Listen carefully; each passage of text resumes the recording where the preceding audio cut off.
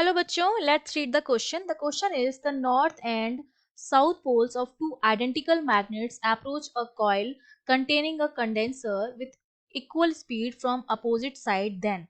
ठीक है, दो मैग्नेट्स हैं हमारे पास, नॉर्थ पोल साउथ पोल वाली, दोनों आइडेंटिकल मैग्नेट्स हैं।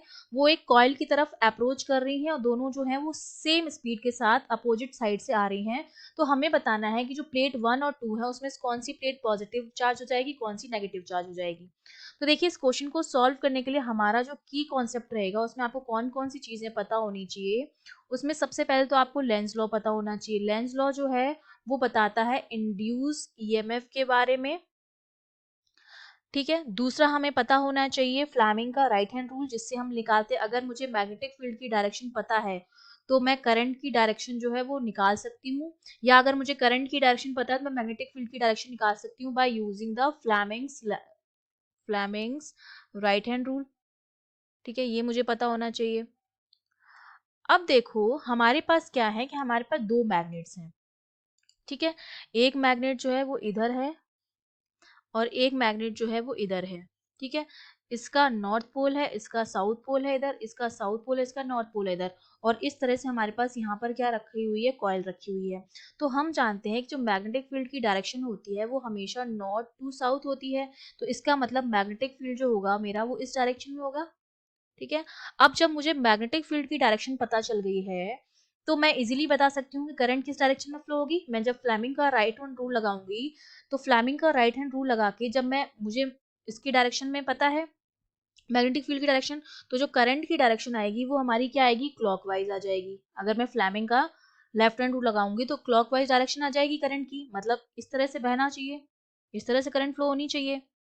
लेकिन लेंस लॉ क्या कहता है कि अगर किसी कॉइल में क्या होता है, फ्लक्स में चेंज होता है, तो उस फ्लक्स में चेंज की वजह से क्या होता है, इंड्यूस ईएमएफ जनरेट होता है जो होता है minus D phi upon D T. और ये माइनस साइन ये रिप्रेजेंट करता है कि ये अपने हर उस रीजन का अपोज करता है जिसकी वजह से ये इंड्यूस हुआ है।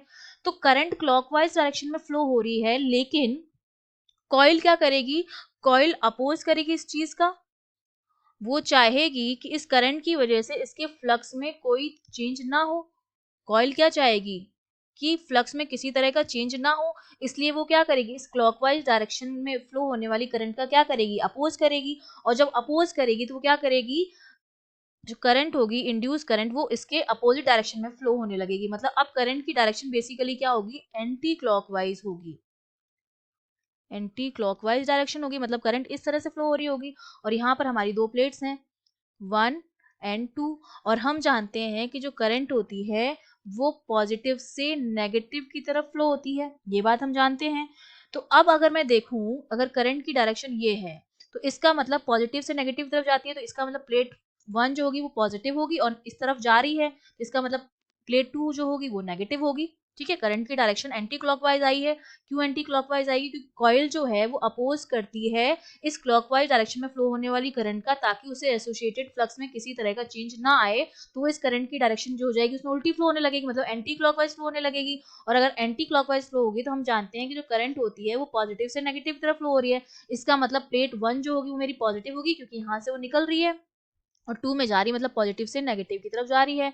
तो प्लेट 1 जो होगी वो पॉजिटिव होगी, प्लेट 2 जो होगी वो नेगेटिव होगी। दैट मीन्स हमारा जो बी ऑप्शन हो जाएगा वो बिल्कुल करेक्ट हो जाएगा। I hope you understood well, all the best.